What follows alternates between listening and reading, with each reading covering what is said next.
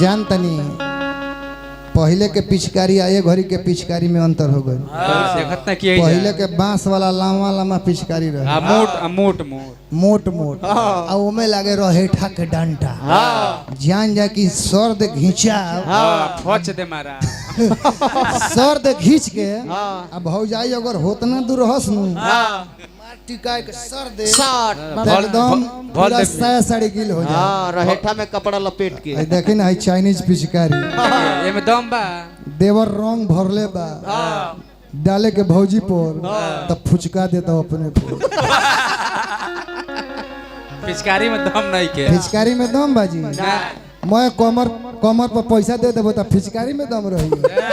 पिचकारी में दम खातिर बाजरा खाए के पड़ी, जादव जी के दूध पिए के पड़ी।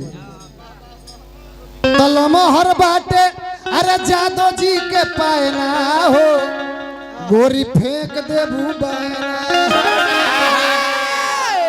पहपट हो लेकिन पारंपरिक में भी सुन हलुवैया छिना लहंगा में झार दे हुए बुनिया।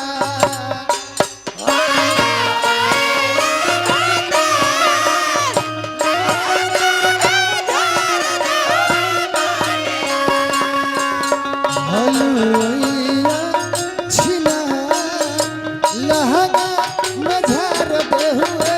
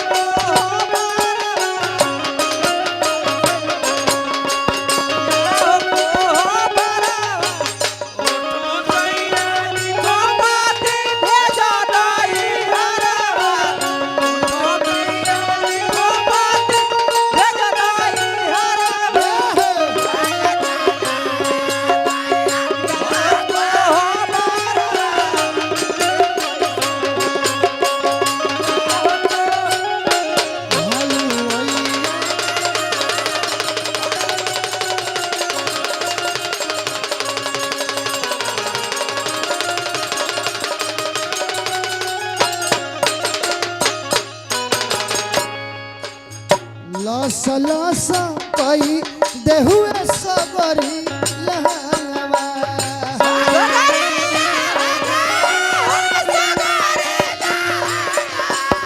लस लस कई देहुए सबरी लहंगवा।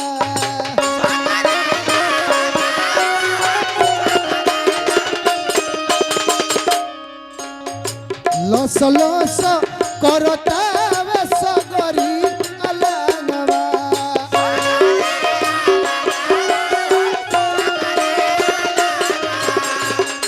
ई तो बावे गवार हलुवैया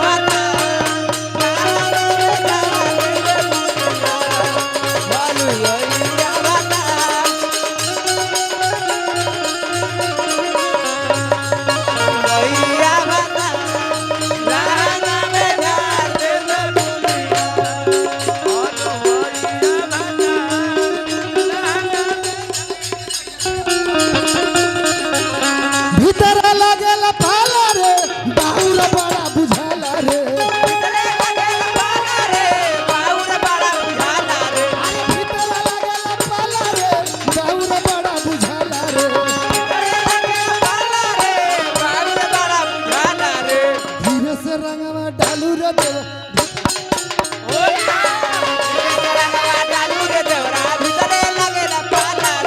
धीरे से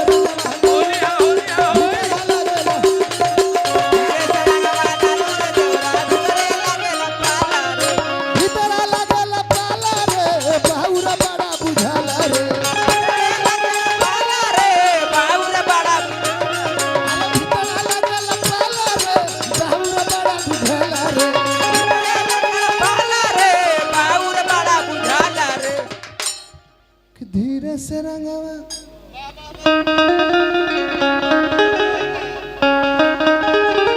केगनी डाली ऊपर से डाली कि नीचे से